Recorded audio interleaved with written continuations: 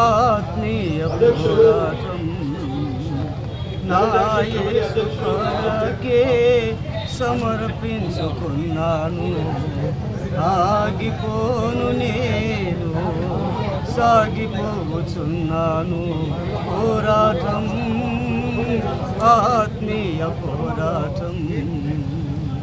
అపజయమెరుగని జయశీలుడాయన, అపజయమెరుగని జయశీలుడాయన.